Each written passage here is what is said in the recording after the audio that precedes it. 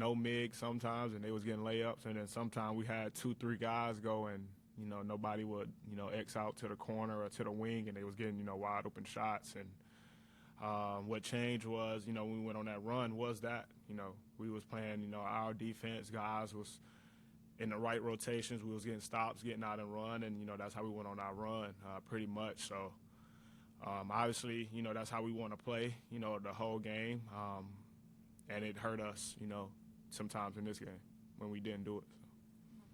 So. This is the second time you played 3 games in 4 days. Is there like a noticeable difference when you get to that third game, when you're playing 3 games in 4 days, like physically?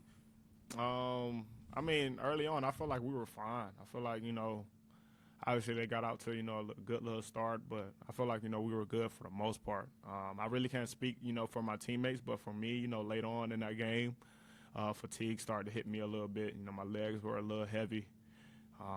The 2 free throws, I pretty much missed. I shot the first one short and then, try to put some more on it and hit back rim. So that was a tough part, but, that's pretty much not an excuse for me. I got to, step to the line and knock both of those down and, help us win the game.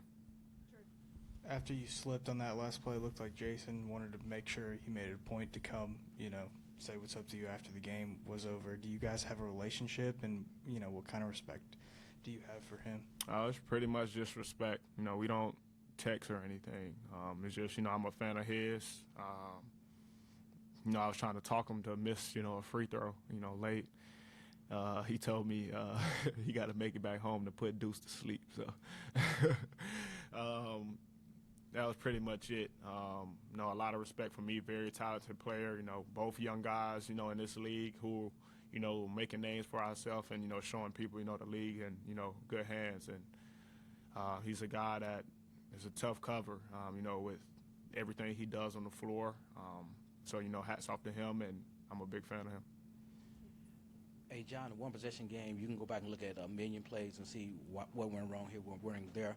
But in the second quarter particularly, you guys weren't able to do what you wanted to do, and they were able to do what they did. What happened in the second quarter?